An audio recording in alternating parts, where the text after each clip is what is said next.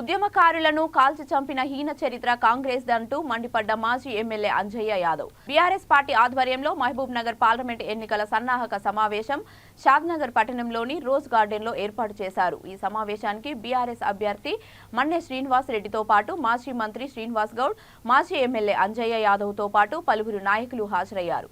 ఈ సందర్భంగా అంజయ్య యాదవ్ మాట్లాడుతూ ఉమ్మడి రాష్ట్రంలో ఉన్నప్పుడు ఆనాడు కాంగ్రెస్ అధికారంలో ఉద్యమకారులను కాల్చి చంపిన హీన చరిత్ర అని మండిపడ్డారు।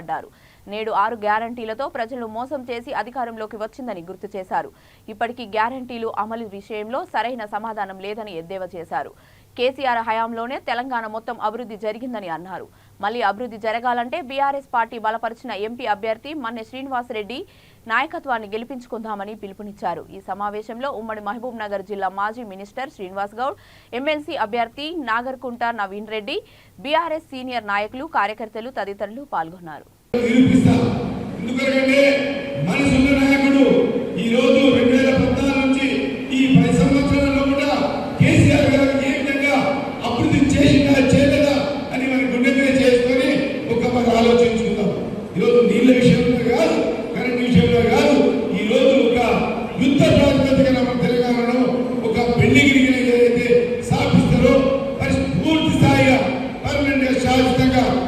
పరిష్కారం చేసినా చేయలేదా ఒక్కసారి ఆలోచన చేసుకోండి। మీరు మామూలు విషయం కాదు ఇది।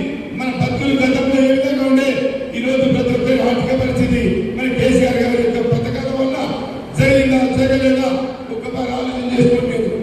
మామూలు విషయాలు కాదు కానీ మిషన్ భరిత నేనంటే ఈరోజు మిషన్ భరిత చేస్తుంటే ఏంటి పిచ్చి చేస్తున్నారు।